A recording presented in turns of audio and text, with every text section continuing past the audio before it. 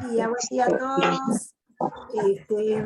Bueno, seguimos hoy entonces con el seminario de Lacan 16, que es un otro al otro. Va a presentar hoy Osvaldo Meira. Así que, bueno, muy buenos días, espero que disfrutemos. Tenemos ahí, yo pasé al chat el CBU. Están cobrando 500 pesos cada reunión, así que bueno, sí, allí tienen los datos. Bueno, vamos, que cada uno se silencie, así damos comienzo a la actividad. Adelante, Osvaldo. Bueno, buenos días a todos y todas, como se dice actualmente. Bueno, yo traté medio de meterme en este berenjenal, digamos, de estas primeras clases, que son una perdigonada, digamos, que hacen una cantidad de cuestiones múltiples, conceptualizaciones que va trayendo Lacan, que después de alguna manera en el curso del seminario va tomando lo que acá de alguna manera nombró en forma más temática y lo va desarrollando. Pero estamos en estas clases en donde me parece que si uno le saca mucho jugo a estas primeras clases, realmente no solo creo que puede entender un poco más lo que es el seminario y puede verlo mejor, ¿no? Puede verlo mejor. Yo traté porque no pude la vez pasada que planteó Celia,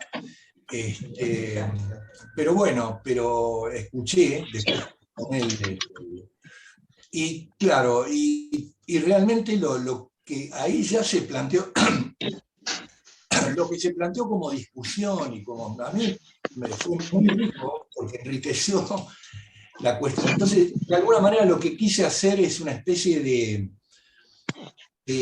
en 3 puntos temáticos, digamos así, tomar lo que, por lo menos desde mi punto de vista, creo que me impactó la clase y lo que estuvieron discutiendo la vez pasada. Un primer punto, que lo podría llamar así, temática de la homología, ¿no? Entre la plusvalía, la Mehrwert, como se dice en alemán, y la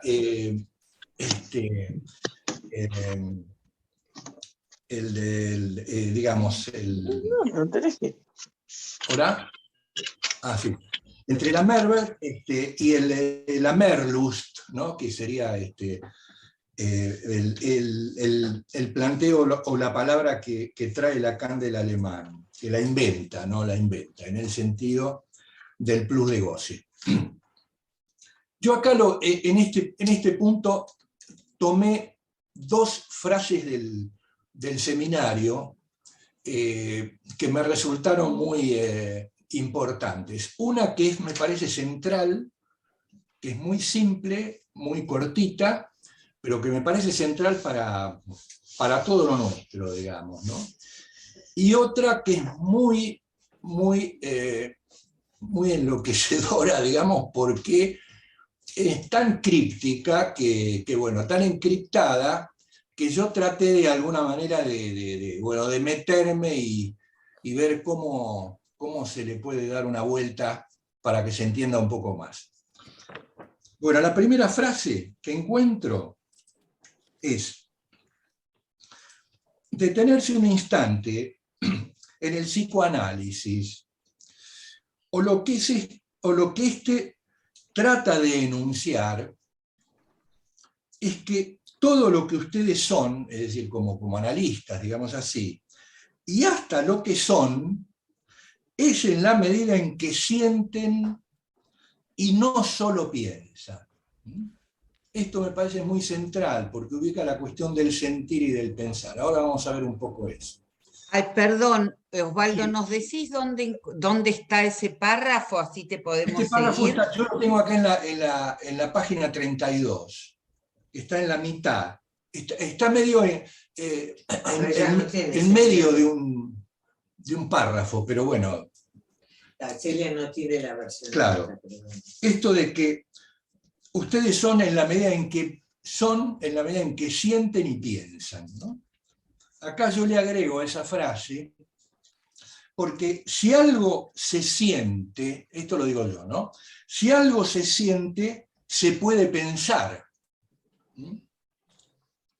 Pero no porque algo se piense, directamente se lo podrá sentir. Esto me parece importante. No hay viceversa. Y otra frase, que es la frase media críptica que les decía, que está en la página 36, que es un párrafo largo, pero se los leo, dice: sin duda el trabajador, porque es lo que vamos a ver con el tema de la plusvalía, es el lugar sagrado de este elemento conflictivo, que es la verdad real del sistema, y que emerge cuando un saber que se sostiene tanto más perfectamente cuanto que es idéntico a su propio percepto en el ser, ¿no? Bueno, ahora después voy a ver esto. Se desgarra en alguna parte. Un saber que es idéntico a su propio percepto en su ser, se desgarra en alguna parte. Entonces demos ese paso que nos permite el hecho de que aquí se trata sin duda de la misma sustancia. Acá sustancia es lo que hace pie, lo que quiere hacer Lacan en el sentido de la homología entre la Merleau-Ponty y la Merleau-Ponty, ¿no? Es decir, utiliza sustancia, que es la manera que tienen los franceses de decirlo al ser, es tomado desde de la lógica de Port-Royal. Sustancia. Palpemos lo que ocurre con el tejido estructural y demos nuestro tijeretazo. Yo acá quiero dar un tijeretazo también. Bueno, y dice: se trata del saber. Se trata del saber. Respecto del saber, en su forma científica, acabo prudentemente de apreciar lo que atañe a la relación de dos realidades, ¿no? Es decir, acá la realidad del capitalista y del trabajador, es lo que viene planteando, que se oponen en nuestro mundo político. Aunque hace un rato haya parecido que comenzaba a esbozarlo en mi discurso, el saber no es el trabajo. A veces cuesta trabajo, pero también puede dársele sin este. Cuesta trabajo el capacitarse, ¿no? Pero puede darse sin este. En el límite, el saber es lo que llamamos el precio. El precio se encarna a veces en el dinero, pero el saber también vale dinero y cada vez más. Él después va a hablar de la cuestión del mercado del saber, que es lo que quieren meter acá también. Esto debería iluminarnos, dice, esta cuestión que él está encontrando. Este precio es el precio de qué. Está claro, dice él, está claro, ¿no? Que es el precio de la renuncia al goce. Ahora después vamos. En el origen empezamos a saber un poco renunciando al goce. Esto me parece bastante central. Entonces yo tomo acá. Hay una palabra que les quiero plantear, o son dos palabras del griego antiguo, que son noein y nous. Noein y nous. Ambas empiezan con no, pero acá no estamos hablando de una negación, al contrario, estamos hablando de una afirmación. Noein es una palabra que deben haber encontrado muchas veces.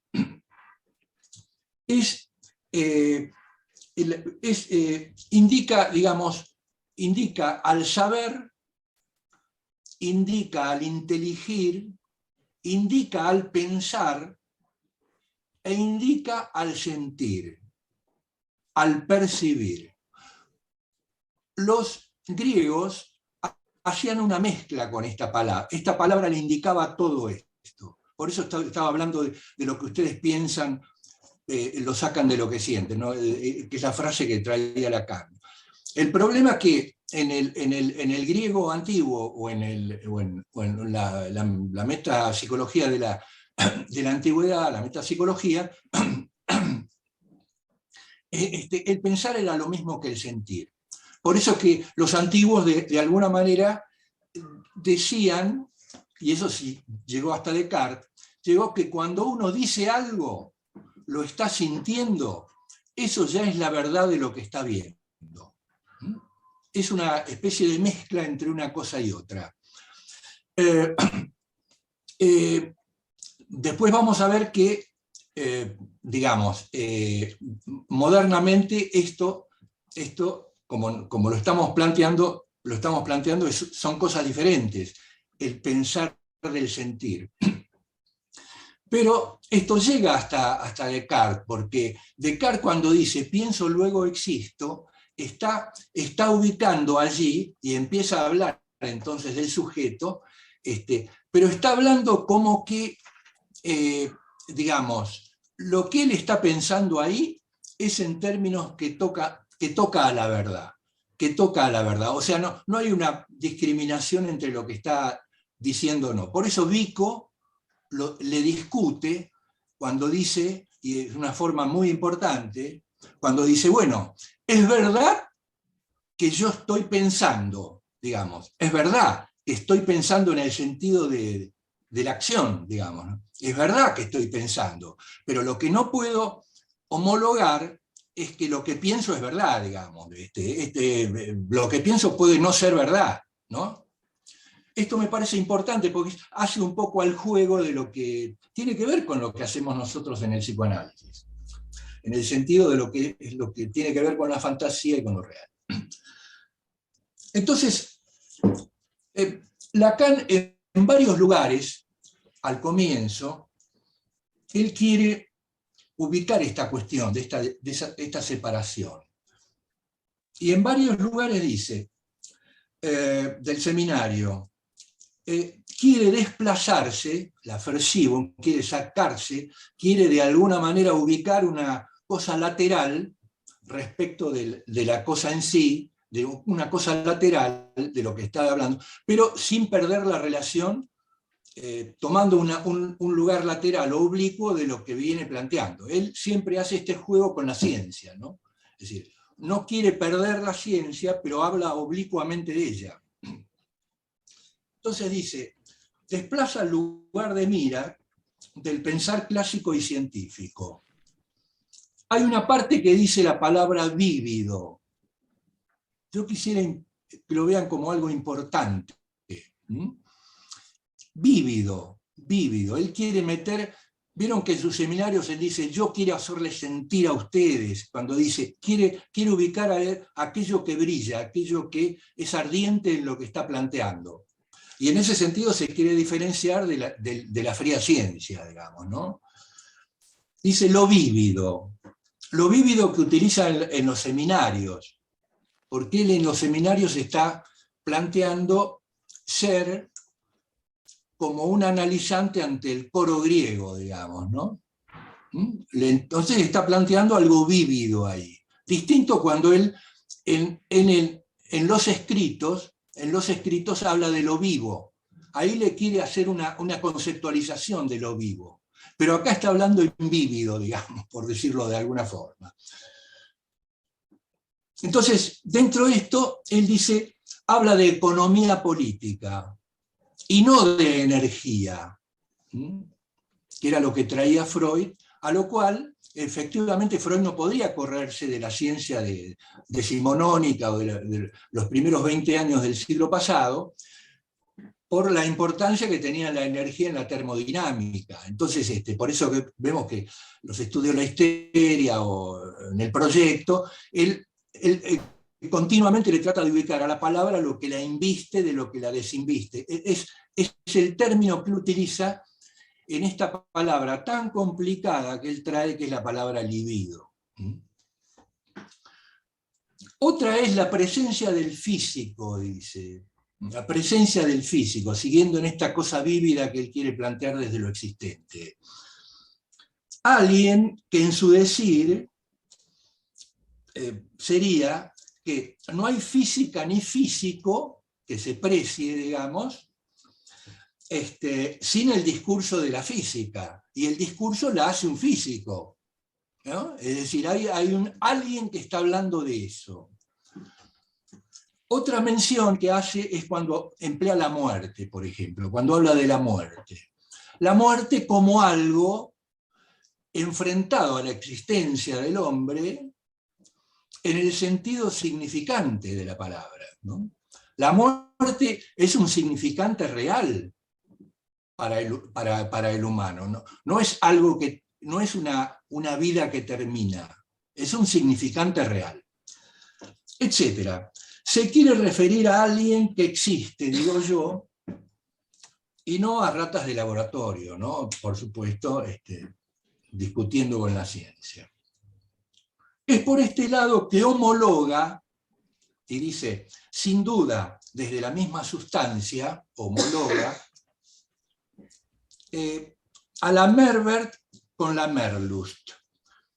Plantea en ello a eso que siempre no estará acabadamente tramitado, ni en lo propiamente individual, ni en lo social o colectivo, que es donde están enfrentados estas dos cuerpos. No es algo acabadamente tramitado. Siempre habrá ese plus que escapa y que provoca el malestar, digamos, que provoca el malestar. Ese plus va a provocar el malestar. Yo después empleo otra palabra. Entonces, tomemos este plus de Lacan, pongo yo acá. Y entonces es importante, me parece, hacer una especie de digresión porque, de cómo viene esto del goce, porque si no, me parece no se entiende, digamos, finalmente eso que tiene que ver con su renuncia. Eso sería el colofón y la frutilla del postre. Entonces, pulsión o libido, digo yo. Esto para mí es así. Yo digo, para mí la pulsión es la libido. Impulso, ya lenguajero, es un impulso, la pulsión. Ya lenguajero, algo sobre la impulsión, sobre una fuerza, digamos así. Por eso, fuerza o energía, para Aristóteles, era como él llamaba al ser. Aristóteles ubicaba al ser, lo definía como energía, como energía. Es un tema duro de decir, o de correrse de ese lugar, de esta fuerza o de este impulso, para decirlo de otra manera. Porque es un decir sobre el ser. Los antiguos planteaban lo que brota, aquello que brota. Es muy difícil decir, bueno, es una fuerza, es algo que está ahí, bueno, pero que es una fuerza que me parece que es importante ubicar, por lo menos a lo que nos compete a nosotros y nos concierne, que es una fuerza como flujo que vuelve. Es una fuerza como flujo que vuelve. El goce. Pero que impacta esta fuerza, esta pulsión, es que impacta en el organismo biológico, pero ya en entonces, por ese golpe, por ese acto, es cuerpo. Se transforma en algo, el organismo se transforma en algo corporal. Hay una frase de Heidegger muy central, cuando dice, no tenemos cuerpo, somos corporales, ¿no? Somos corporales. Entonces, impacta en el cuerpo y entonces, por esto, pudiéndoselo sentir, impacta en el cuerpo y entonces pudiéndoselo sentir como goce. Algo ya corporal. Entonces, goce al que hay que considerarlo primero como goce de existir, digo yo, como goce de existir, en el sentido que es la cuestión más primaria de definir al goce. Yo lo homologo al ser ahí de Heidegger, ¿no? El goce de existir lo homologo al ser ahí de Heidegger. Y ya, entonces ahora, este goce de existir, ahora ya como plus de gozar. Este goce de existir se transforma en plus de gozar con sus distintas variancias, el plus de gozar, que son las variancias sintomáticas o sintomales, las variancias sintomales, pero también una de ellas, la variancia, es el goce de la misma existencia, es de gozar de la existencia. El goce, para mí, más claro que plantea Lacan en el seminario 3 de gozar de la existencia, es el gozar del atardecer, por ejemplo, cuando él dice el goce del atardecer. Ese para mí, desde luego, no es ningún goce sintomático, es un gozar de la existencia. Es un trámite complejo, entonces, del goce, el del goce. En su constante significantización. Algo así capaz de pensarse al ser significantizado. Está el juego del Noén, como estábamos diciendo, ¿no? El juego del Noén. Enlodado el juego del Noén, enlodado al cortarse, porque en esta parte hay una frase que yo no le traje acá, pero que dice Lacan en el sentido de, habla de la cosa moebiana, de la cinceladura o del pasar el cúter o la tijera sobre la banda semi-torcida y cerrada de Moebius, porque tiene que haber un golpe. Ese golpe es un golpe tercero, diríamos así. Ahora después lo vamos a ver. Pero ese golpe tercero es el corte del propio sujeto, porque el propio sujeto es un movimiento moebiano, es un movimiento de corte moebiano sobre esa banda cerrada. Al ser un corte moebiano sobre esa banda cerrada, la abre y la lleva a una terceridad. Eso después lo vamos a ver. Es decir, un corte a darse entre lo peor y feroz en sí, que es el goce, lo peor y feroz, que es en sí el goce primario, diríamos así, que es su exceso más primario, y entonces acá digo, y la nostalgia, ¿no? La nostalgia, ven que acá se utiliza la palabra nostalgia, y la nostalgia tiene algo de filológico entre el nos y la algia. Esta es una palabra que empleaban los griegos, la nostalgia, entre el nos y la algia. Es decir, entre lo que es el nos, el pensar y sentir, y la algia, que sería lo que duele. Es algo que duele.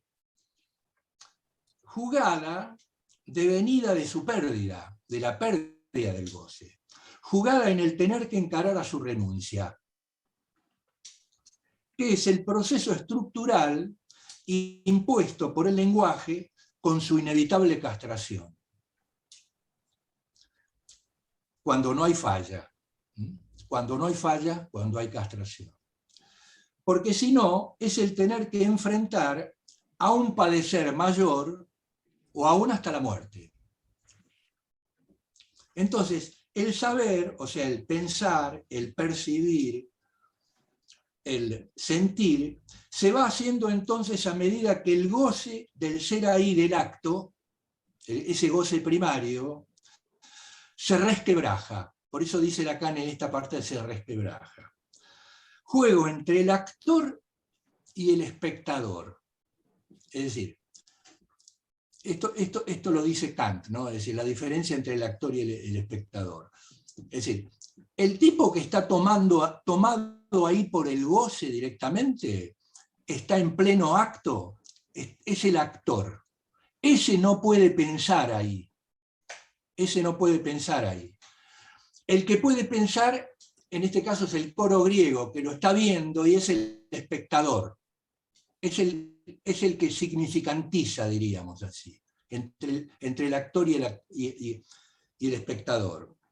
Entonces, así, complejo y paradójico tema el del saber, adquirido en el proceso de la renuncia al goce, que era un poco lo que ese párrafo crítico al cual traté de desarrollar. El siguiente punto que trato de ver es en relación al goce y el saber sobre él. El saber sobre él. Porque toca a la cuestión que después vamos a ver con la plusvalía. En un proceso, en una cosa, que es el hacerse, el sentir del goce, y otra es el saberse sobre él. Bueno, en un principio antiguo, digamos así, teníamos al ocio, o tenemos al ocio del espectador, el ocio que es el del espectador, que es el del amo primitivo, el que interroga sobre el goce, por estar en posición del poder hacerlo, en el sentido de poder estar como espectador. Respecto del actor, al que le incumbe el trabajo, que es el esclavo. Entonces dice, pretende, el amo, pretende que éste le conteste sobre su saber sobre el goce. Lo ve activo y lo ve que el tipo lo ve activo y que le pregunte.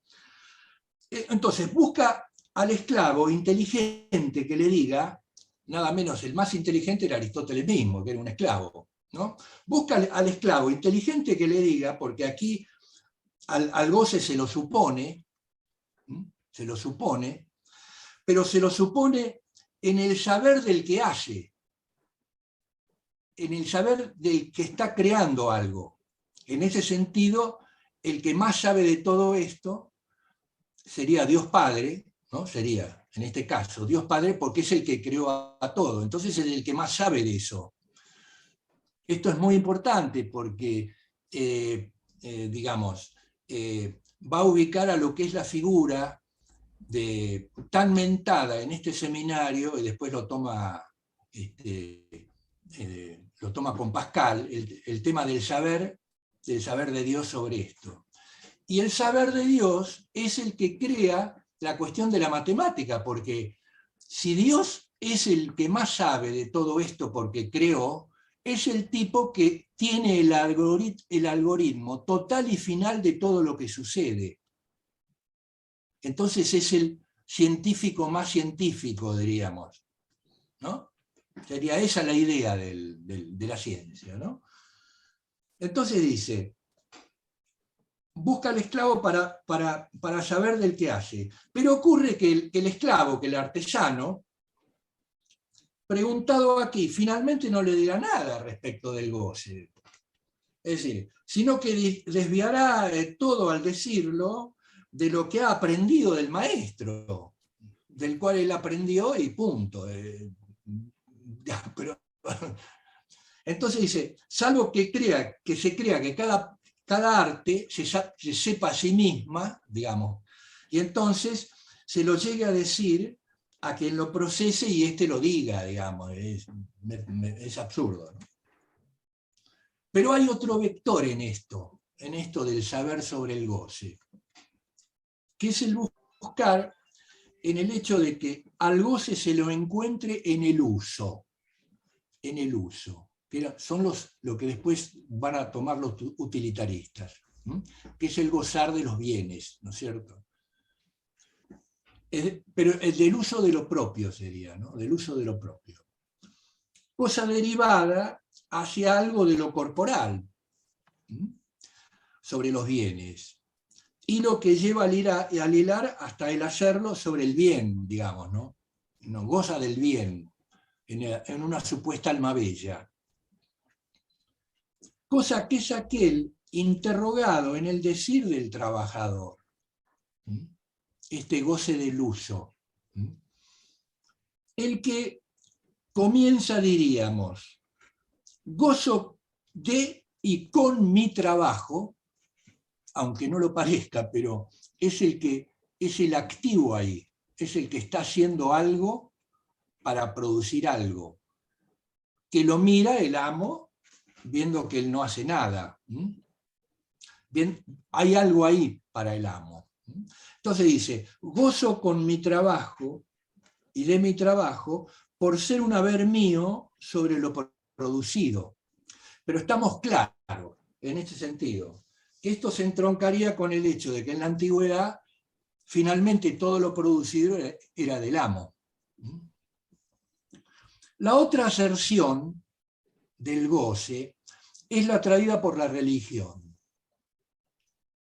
En el Eclesiastés aproximadamente Dios dice, goza de tu mujer y de la vida, en donde se dice, estableciéndolo en un aspecto del goce de tu mujer, goza de tu mujer y no con tu mujer.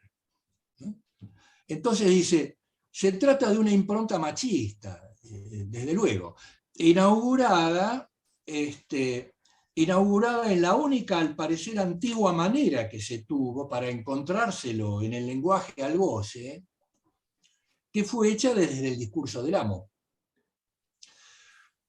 Es que fue y era el amo, como ya se dijo, el único en condición de hacer de espectador y no de actor, capaz de acceder a lo que siempre fue de lo pensable por su ocio fecundo, sería el ocio fecundo del amo. Y sobre esto, el discurso religioso, lo digo esto después por todo lo que late en lo que plantea Pascal, ¿no? Y lo que después va a decir, lo que va a tomar en los capítulos siguientes, ¿no? Es sobre esto que ahora Jesús instala otra variante sobre el Eclesiastés, con éxito indudable, ¿no? En el discurso religioso, al estar imbuido en el amor. Entonces, lleva al preguntarse sobre el goce como si eso fuera algo semejante al de los lirios del campo.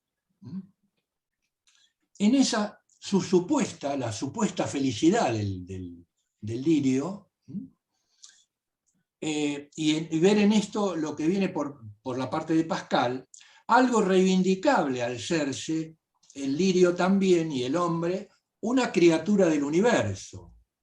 Y al ser una criatura del universo, está creada por Dios Padre.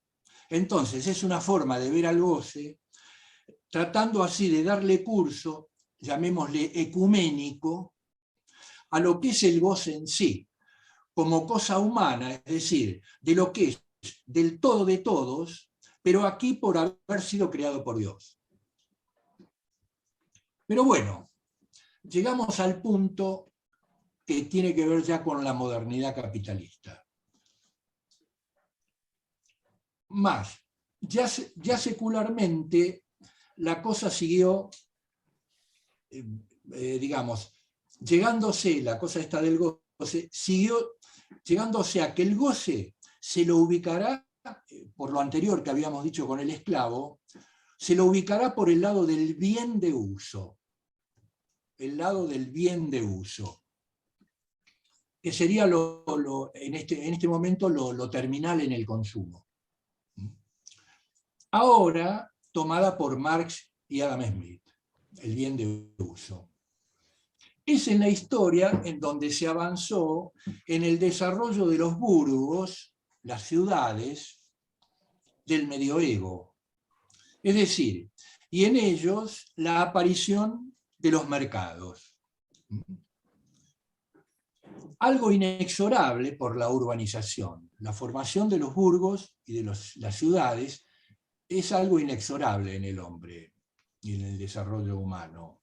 Aquí aparece cada vez con más fuerza el bien de cambio. El bien de cambio. Emergiendo más en primacía, es decir, ahora la cosa era algo así. Dicho esto por el trabajador. actúo, soy activo ahí, tengo algo, actúo con mi trabajo para obtener un bien que es de cambio, por trueque o salario y precio, por el que obtengo un bien de uso para mi goce.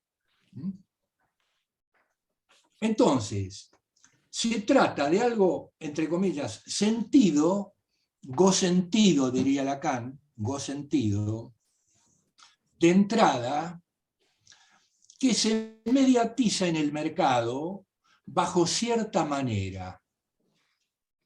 Una economía del goce aquí, difuminada en un juego esperable de diferencias visibles y palpables, hasta en lo social y político, dado entre lo siempre esperado y lo logrado, que resulta ser siempre la cosa del goce. Juego en donde la palabra insignia aquí puede ser frustración. Frustración, la que alcanza siempre velando en el acontecer humano a la estructural castración del hombre, que es su homóloga en lo individual. Aparece así la plusvalía, que se asigna el capitalista, que es el que se va haciendo el propietario de los excedentes del juego como capital. Pues hay ya el mercado industrial, por la producción, la propiedad de los medios de producción, y no artesanal, que le hace lugar. El valor del dinero como mercancía explotará ya sin límites en el campo financiero y en otros aspectos surgido desde el mercado, por ser el lugar, el mercado, donde se entrelaza la mentada, ¿no? la mentada mediación entre el bien de uso y el bien de cambio con sus distintos resultados, ¿no? Entonces, terminando ya, bueno, les quiero plantear el tercer punto al cual yo me quiero referir, que son, el punto sería este, y les leo entonces una tercera frase de Lacan acá.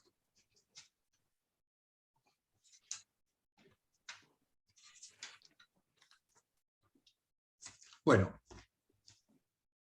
acá se refiere a los discursos, ¿no?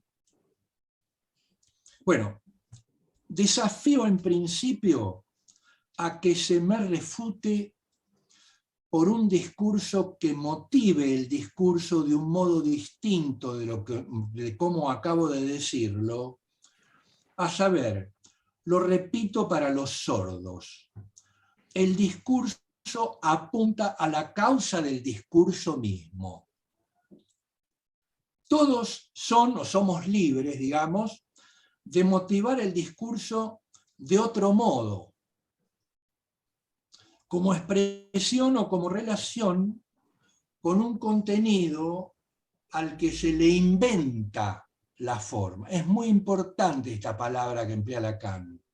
Él emplea siempre la palabra inventividad, haciendo jugar lo simbólico y lo imaginario sobre lo real. Él ubica ahí la inventividad. Entonces, de un contenido... ¿Podés decir la página, Osvaldo, por favor? Esta es la página 29.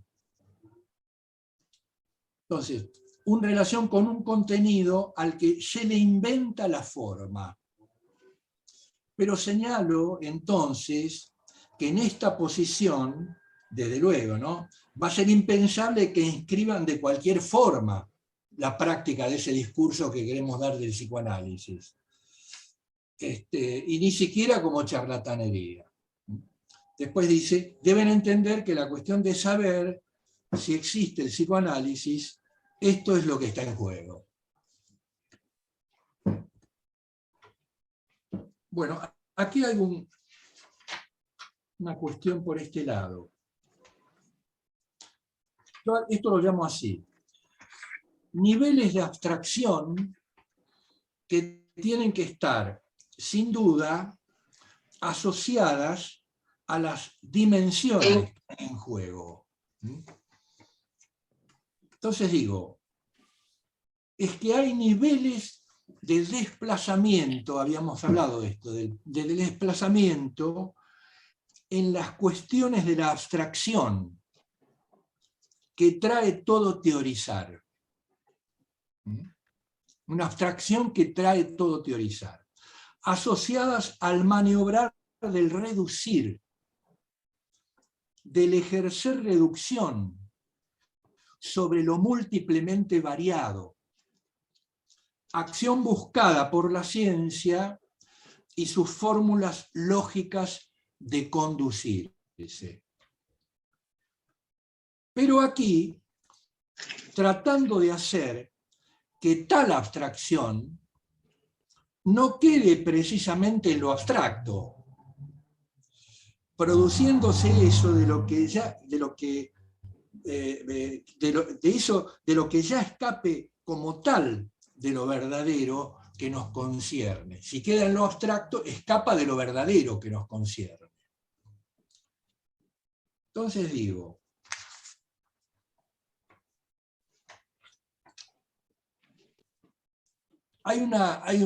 para variar, hay un chiste que se le atribuye a Einstein, ¿no? En una charla que él tenía con un amigo, que es un colega de él, un amigote de él, tan exacto como él. En determinado momento parece que le dice a Einstein, le dice, mira, si vos no dejás de seguir pensando que tu mujer es un múltiple conglomerado de células, seguro que se va a ir con otro. Le dice a Einstein. Entonces digo, acá viene. Entonces, hay si A, entonces B. Es el famoso silogismo mínimo, ¿no? Que es en orden de la clásica deducción, que partió desde Aristóteles, primero por él, planteado en lo propositivo, en lo proposicional, y luego tomado ya no con palabras, sino con letras, ¿no? Pero ya por el mismo Aristóteles. Es una deducción, es la clásica deducción. Pero hay también entonces, esta clásica deducción, quiero decir, hay que pensar que se funda en el 2. Está planteada en el 2. Si A, entonces B, en el 2. Ahora, hay también pero si hay A y B, entonces es porque hay ya C. Si hay A y B es porque hay ya C. Es en donde se plantea ya no una deducción.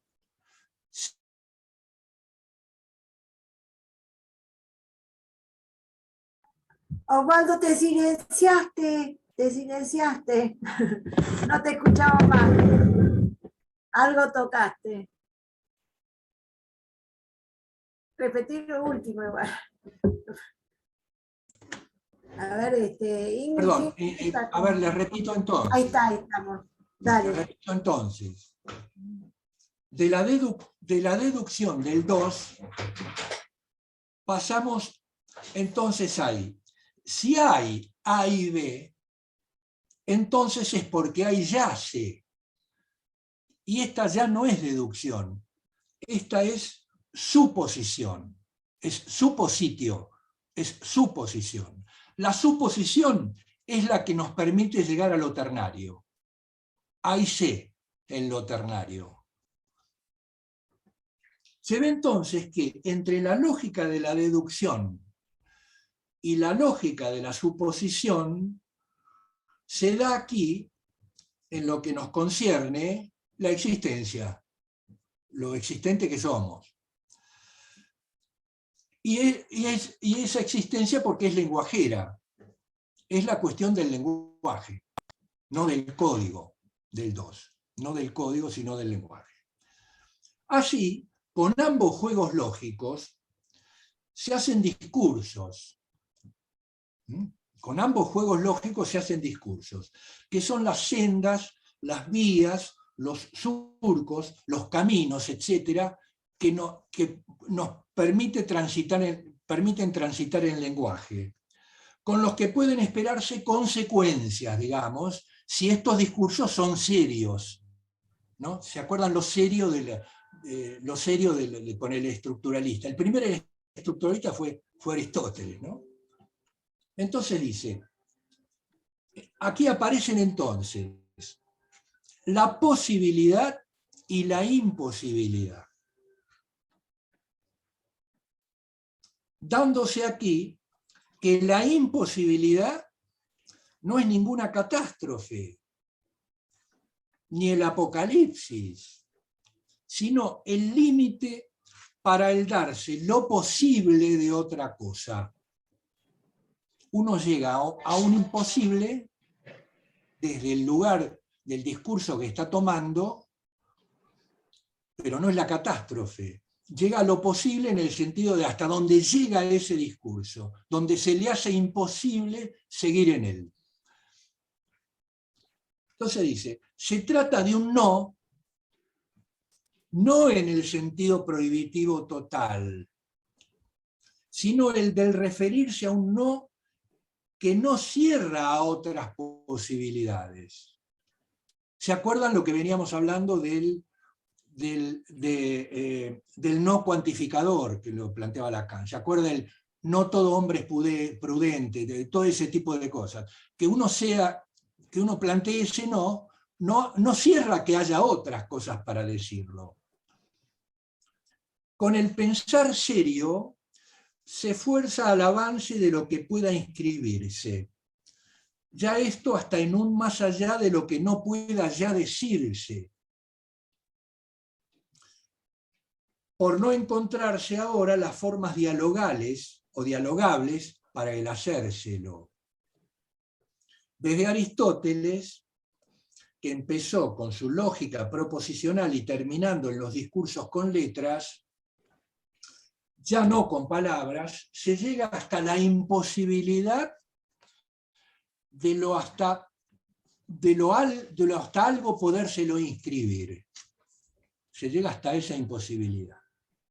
Surge entonces ahora la necesidad para lo nuestro, lo que nos concierne, de encontrarle una vía ante la imposibilidad de inscribirla a lo incalculable de la relación sexual, por lo lenguajero de su condición, y a su vez encarar la cuestión de su homología, de la homología, que es eso en donde se comparte la estructuralidad de la cosa en cuestión ante esa suaviente relación, diríamos así, con lo biológico respecto tomando el aspecto de la procreación. Hablando de la procreación, lo biológico tiene una manera, lo humano tiene otra. Si se quiere tomar a tal referencia. Es decir, ante el hecho de no estar lo humano lenguajero en el universo biológico de la inexistencia natural, en donde este real, el de la inexistencia natural y biológico, sí se hace posible el cálculo, al ser su mover de lo instintivo y no ser el goce aquí de lo capaz de ser pensado. Los animales no intentan pensar nada, ¿no? Se puede afirmar que en lo humano es, y acá me juego yo con lo que digo, ¿no? Se puede afirmar que en lo humano es imposible el algoritmo que a todo lo de su cosa lo pueda definir. La homología entonces se tiene aquí que dar ya bajo otras condiciones. Es sobre el poema y no sobre el matema, por ser este último de lo aquí ya inaplicable. Y aquí ser el acto de lo ahora posteriormente entonces deducido y supuesto al darse lo propio de la existencia. Ya son las 10. Bueno, solo la ficción real del poema lo puede en lo que está. Es así que lo que ya no puede demostrarse mediante el matema algorítmico, con su exactitud resuelta y terminada, se lo podrá mostrar mediante el aquí más aproximado discurso para ello, que es el del poema, que anida al Borromeo terciario o ternario del lenguaje. Bueno, aquí estamos. Gracias, Osvaldo.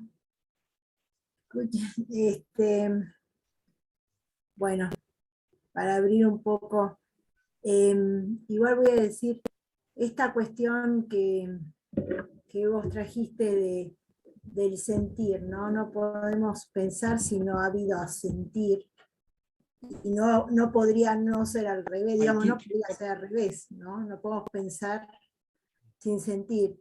Sin embargo, una vez que se ha sentido, tampoco, digamos, ya no puede haber uno sin el otro, ¿no?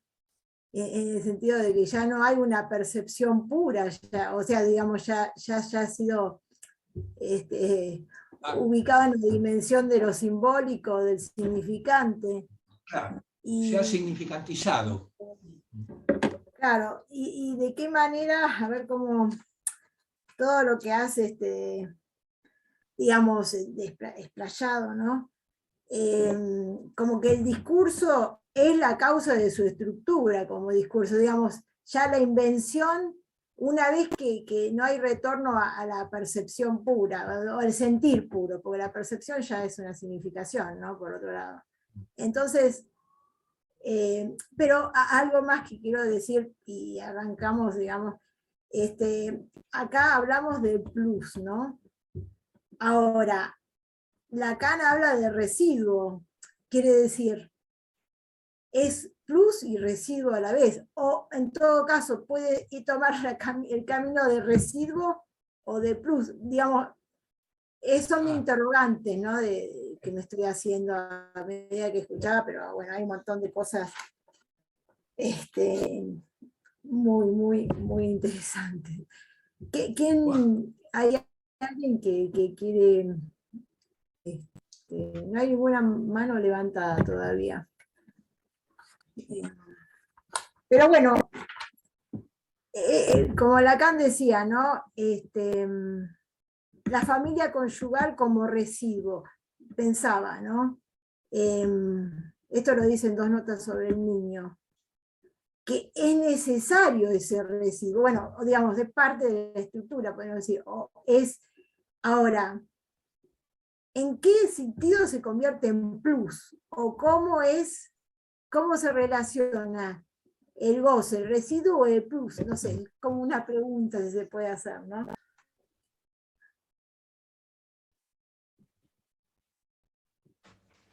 Sí, si querés te puedo...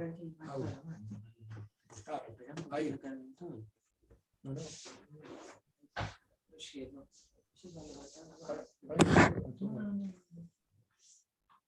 No sé, te lo comento justamente. Es importante ubicar ese plus si lo pones meramente en un residuo, digo yo, ¿no? Si lo pones meramente y solo en un residuo. La palabra residuo ya es una palabra, como su nombre indica, residual, de hecho, diríamos, ¿no? Se ubica en la cuestión de lo que queda ahí como desecho. Y en realidad habría que darle un sentido. Yo insisto en esto, en la cuestión del desecho, de la basura, Habría que ubicar ahí que puede ser, por un lado, puede ser tomado por eso, pero el problema es que si no hay ese juego de plus, no existiríamos. Es decir, no seríamos existentes. Es decir, por eso yo planteaba la cuestión que trae Lacan de la banda, ¿no? De la banda semitorsionada y cerrada de Moebius, que es una banda que funciona en el 2, va dando vuelta, va dando vuelta. ¿Por qué tiene 2? ¿Por qué tiene 2? Porque en cada momento de ese lugar, de ese paso de la hormiga, diríamos así, por la superficie, va teniendo, digamos, va pasando por un lado y va dejando del otro lado, sería, diríamos así, a ver si inventamos un poco, del otro lado de la banda a lo que no es. Por eso digo, está jugando con el hay y con el no hay. Claro, la hormiga va a bajar. Es decir, va haciendo el juego entre lo que hay y lo que no hay, y esto lo digo, en cada momento, en cada paso de la hormiga, va diciendo lo que hay de lo que no hay, teniéndose en cuenta que como banda semitorsionada que está siempre en el mismo lugar, es decir, en el mismo plano, porque es un plano, en el mismo plano de la superficie. Lo que pasa es que en un punto está arriba y en otro lado está abajo, ¿no? Es decir, entonces, a ese 2 hay que hacer la cinceladura, como dice Lacan, hay que hacerle el corte para ubicar al sujeto, para ubicar al tipo que existe, al existente, digamos. O sea, hay que hacer un corte para hacer de ese 2 un 3. Es el corte que hace el lenguaje con la castración. Al hacer el corte del lenguaje con la castración, desde luego que aparece este plus. Pero aparece este plus. Por ahí lo podés tomar, bueno, como desecho de haber sido, o de haber quedado alojado sintomáticamente en un lugar de desecho y de mierda, o lo podés tomar también como lo que decía, ya no sintomáticamente, sino gozar de la existencia que vos tenés. También es posible eso. Sí, eso es lo que yo quiero decir. Es lo que, de alguna manera, también Freud lo plantea, la experiencia de satisfacción. Es decir, si vos decís que hay algo que te satisface, tenés que ser muy, muy idiota, diríamos así, para satisfacerte la mierda, digamos. O tenés que estar o muy loco, digamos. Sí, claro. Para lo cual también es funcionar un poco la alucinación, ¿no? En el sentido de darle de esa abstracción, ¿no? También. Bueno, no sé si alguien quiere decir algo más. No, me pareció importante el tema que se planteó, ubicar la diferencia del plus de gozar con este concepto del goce que Lacan despliega fundamentalmente en el Seminario 7, es pensar el goce como, bueno, justamente en su dimensión de exceso y en su dimensión, digamos, bueno, de goce a perder, porque pareciera, digamos, que eso da lugar en la clínica a situar a todo goce como malo, todo goce a perder, y me parece que lo que introduce acá Lacan es la posibilidad de recortar aquellos goces que nos resultan indispensables, digamos, en nuestro rodamiento, ¿no? En nuestro formato como sujetos del inconsciente, ¿no? En esta cuestión de el plus de gozar en su dimensión de causa y anudado, ¿no? Al amor y al deseo. Me parece que por eso él rescata la diferencia, digamos, entre la plusvalía y el plus de gozar, porque justamente se trata de atribuir algo del campo del valor. el valor de goce, digamos, de lo que se juega, digamos, en la experiencia del análisis, ¿no? Ese trabajo con el goce. Yo quería decir, a ver, perdón. Ahí. Sí, querés decir, está Estela Maris también con la mano. Bueno, no, entonces escuchemos. Sí.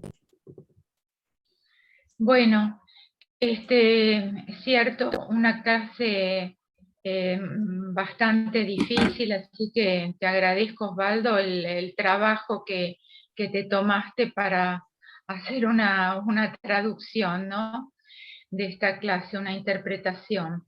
Yo voy a la primera página, quiero hacer una pregunta, por ahí seguramente Cristina nos va a ayudar porque es una palabra en alemán. Lacan toma el término Mehrwert, que sería, según lo que yo pude encontrar como traducción, excedente valioso. Pero después Lacan dice, yo me voy a referir y voy a decir Mehrlust. Y sería entonces un excedente, pero entiendo que Lust es placer. Así que esto es algo que en principio me llamó la atención, que él ponga allí la palabra placer. Eso por un lado. Por otro lado, entiendo que Lacan tiene que decir plus de gozar, porque el goce puro, como decías, Osvaldo, primitivo, puro, es inabordable, es imposible en nosotros los humanoparlantes. Entonces hay que hacer como una especie de partición de ese goce, además mítico. Y creo que cuando decimos plus de gozar, nos referimos a esa partición. Y efectivamente está muy, muy interesante lo que planteaste sobre el goce de existir.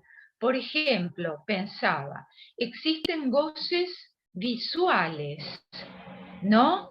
Que uno experimenta, bueno, muchas veces cuando tenemos la posibilidad de viajar y de mirar y de ver, de encontrarnos con bellos paisajes.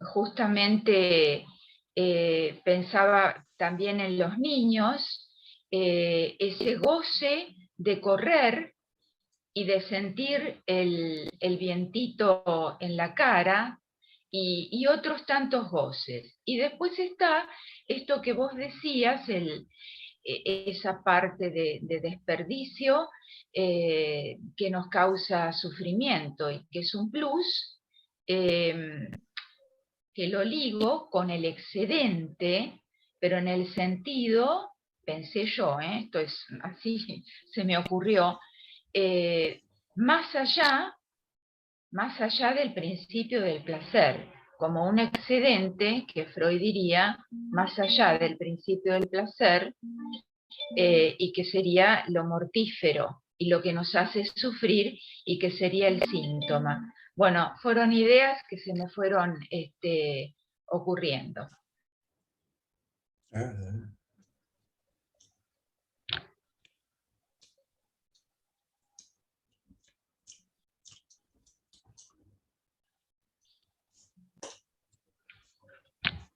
Osvaldo, ¿podés contestar? Porque por ahora no hay otra mano levantada. No, yo lo que, por ejemplo, quería plantear, porque lo quería ligar a lo que vimos el lunes pasado, cuando se hablaba de la melancolía, ¿no? Por ejemplo, eso se puede aplicar, esto que estamos viendo, porque si ese goce feroz y excesivo no puede ser apalabrado de una manera adecuada, no puede, no, y de una manera adecuada con la manera que tenemos los seres hablantes, que es, como decíamos, significantizándolo, que es la manera que tenemos nosotros de cortar, de hacer ese corte. Por el lugar, digamos, tomando la banda, como decíamos, por el tercio, ¿no? ¿Se acuerdan, no? Tomamos el corte por el tercio, entonces ahí aparece el sujeto del deseo, el sujeto del deseo inconsciente. Si no podemos ubicar, no le podemos dar un trámite de llevar a ese goce, cortándolo por el lado del deseo, que sería, bueno, sería el trabajo fálico, ¿no? Sería el trabajo fálico sobre eso. Bueno, ese goce sigue siendo feroz, mortal, por lo menos enfermante, ¿no? Y es un poco lo que le pasa al melancólico, que está justamente, tan aferrado a ese goce, tan identificado a ese goce, que minga quiere saber algo de la palabra. Que minga quiere saber algo de la palabra. Le importa un carajo lo que uno puede decirle o sentirse escuchado o no. Estoy hablando del momento en donde él está en pleno acto melancólico, ¿no? ¿Se entiende esto? No, estoy exagerando. Pero digo, eso es lo que está en juego en lo que estábamos planteando. En ese sentido, claro, él es puro desecho, porque es un goce a perder, sería ese goce primario, diríamos así, que es el goce de existir, porque sí, tiene un nombre, porque yo entiendo que los animales no tienen melancolía, no sé, no. La melancolía es una cuestión humana, es una cuestión lenguajera. Entonces, ese corte que podemos hacer, digamos, que no pueden hacer los animales, porque al no gozar, digamos así, del lenguaje, tienen que hacer lo que el instinto les indica. Es imposible ubicar que los animales tengan un saber instintual. Ya cuando hablamos de saber estamos en lo lenguajero. Tienen una imposición instintual, pero nunca de eso van a saber nada. No, yo lo que quería situar era esa cuestión de cómo Lacan va a ponerle a su viejo objeto A, que había trabajado en la angustia, lo va a nombrar como plus de gozar. Es decir, porque el seminario lo que trae como pregunta es por qué al objeto A se lo nomina como plus de gozar. Así que esa es la pregunta.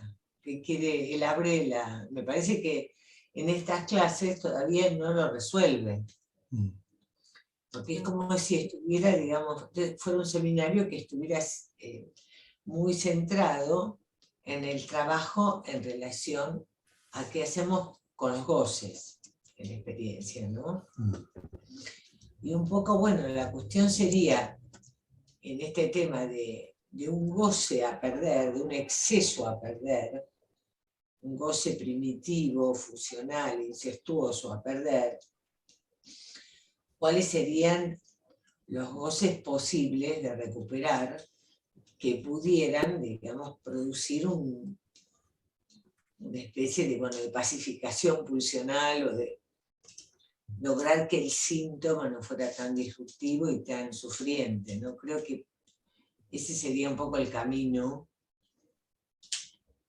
que va empezando a armar, digamos, porque la pregunta sigue abierta, ¿no? ¿Por qué al objeto A se lo va a llamar plus de gozar? Perdón, está Mariana y Gabriela con la mano levantada. Bueno, adelante Mariana. Sí, sí, bueno, me encantó la clase, gracias Osvaldo. Se me ocurría esto en relación a lo que puso Cristina del valor agregado. lo del agregado, ese plus, ese en más, a pesar que uno piensa en el menos, porque uno pierde, y pensé en el caso del familionario, ¿no? Este significante en más que pacifica y que pacifica, ¿no? Al sujeto. En eso, en la significantización que produjo ese dolor, de ese en menos que tenía no me acuerdo, el Heine era, no sé si me recuerdan, Heine era, ¿no? Claro. Bueno, este dolor que tenía de esta pérdida, de no acceder a los goces con el dinero, bueno, fabricando este significante en más, el agregado y en más, eso.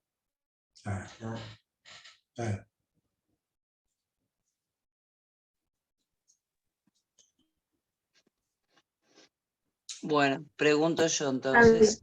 Sí. Es una pregunta, como dice una paciente mía, una preguntonta, probablemente. Pero bueno, te iba a pedir si podías abrir un poquito la frase esta de la página 29. La estructura es entonces real, lo que se determina generalmente por convergencia hacia una imposibilidad. Por eso es real. La verdad que no, me hace bastante problema y no tengo nada inteligente para decir, sino simplemente me gustaría si me puedes ayudar un poquito con esto, porque no lo termino de entender.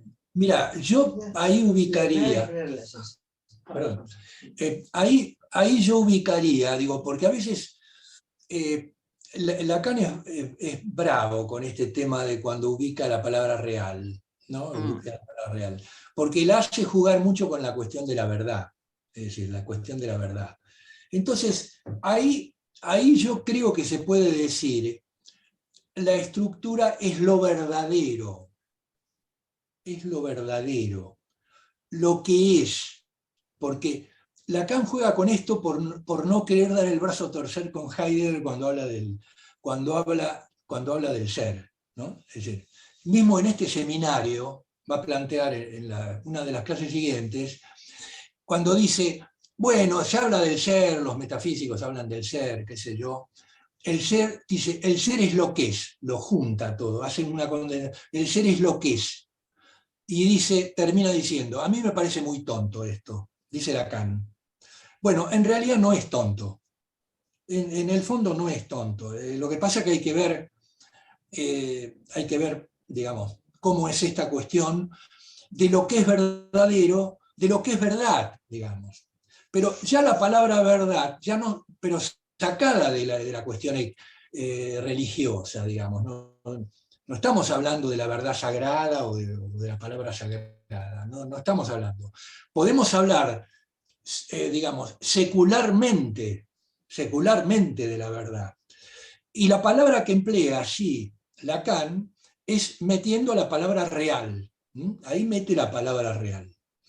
Entonces, claro, cuando vos decís la estructura es lo real, claro, pareciera que como lo real no tiene palabras para decir, es imposible de decir, entonces le decís, bueno, te lleva a un punto ¿no? de un nudo imposible, ¿no? Pero tiene que ver con que no, es lo verdadero. Hablando, por ejemplo, desde otro punto de vista, cuando dice la homología, por ejemplo, cuando dice, no, para nosotros busquemos una fase, un lugar verdadero a la cuestión. Es decir, lo que es así, ¿ven? Lo que es así, no puede ser de otra manera, es así. Ahora, eso, digamos, no tiene otra manera, porque te encontrás con que ahí ya no hay una palabra que diga entonces. Entonces tenés que tomar que vos construiste una determinada estructura desde otro, por ejemplo, supongamos, podés ubicar, por ejemplo, lo que es de fondo de lo que es de forma, por ejemplo. Es de fondo, esto es de fondo, es decir, la estructura es La estructura es el fondo de la cuestión, es el fondo. Tiene formas determinadas, pero es el fondo digamos, por eso la homología, ¿no? En el fondo, el plus de gozar y la plusvalía vibran en el mismo lugar, tienen la misma miga, diríamos así. Tienen la misma miga. Perdóname, Osvaldo, en ese sentido entonces el, digamos, discurso y estructura también estarían como en el mismo nivel. No, la estructura es el lenguaje. La estructura es el lenguaje. Los discursos son las sendas, las maneras de utilizar las palabras y las letras incluso. El discurso matemático es un discurso de hacer con el lenguaje finalmente, porque ese es el problema que tiene el matemático. Finalmente tiene que hablar y tiene que decir, porque es lenguajero, que inventó y va a inventar el discurso matemático. Pero esta es la cuestión, digamos. La estructura es el lenguaje. Y el lenguaje produce discursos que pueden o no ser serios. Un charlatán, digamos, un charlatán hace un discurso también. No, pero pensaba en los discursos como los 4 discursos, digamos, con esto que es así, Bueno, que genera, y que ahí genera un el efecto discurso, siempre ¿qué? el mismo. Es una manera lenguajera de producir un efecto serio. Es una manera lenguajera de producir un efecto serio, de producir algo. ¿Por qué? Porque tiene que ver con la misma causa y producir un efecto determinado, Claro, y consecuencias determinadas. Están los 4 elementos: el objeto, la verdad, el saber. Está la verdad y el saber en juego en los discursos. Bueno, eso ya es el seminario del año Claro. que viene. ¿No? Esta cuestión. Okay. No sé si te contesté, no sé, pero yo lo veo por este lado. Arrimamos. Arrimamos. Es que ese es el problema con la verdad. La verdad es el bochín, y uno tiene que ver cómo lo acerca con la bocha. El problema es que a veces la bocha le pega al bochín, pero lo manda a otro lado. Entonces tenés que buscar otro momento, otro lugar, otro discurso. Era un poco lo que yo decía. Es decir, cuando uno tiene un discurso determinado, todo discurso tiene un momento en donde vuelve a lo mismo, porque no puede salir de sí. Pero el hecho de que sea imposible, con este discurso de que algo se diga, no significa de que, como digo, que es la catástrofe, porque no, flaco, no. Lo que está diciendo es que hasta acá llegué con lo que yo digo, y bueno, aparece otro discurso. Está bien. Bueno, son la rotación de los discursos. Como el perro que se muerde la cola, hay que cortarle la cola para entrar a otro discurso. Bueno, ya son 10:30. Bueno. Así que, bueno, interesante. Perdonen la clase, pero bueno, qué sé yo. Impresionante. Es para leerla y escucharla varias veces, en realidad. Sí. ¿Seguís, digamos, en 2 semanas con esta clase, Osvaldo? No, me parece que ya no. Ya no. No sé, qué sé yo, pero creo que no. No, porque son aperturas, esto después lo va a ir. Claro. Son temáticas que quedan abiertas, por eso es tan complicada esta primera parte. Sí. Ahora después se va a meter en la apuesta de Pascal y se va a aclarar un poco más. Un poco más, qué sé yo. Hay que esperar. Va a venir el número de oro, ¿viste? Va a venir el tema de la lógica del goce. Por eso hay que tener paciencia. Bueno, Listo. Chao, hasta luego. Chao. Gracias. Nos vemos.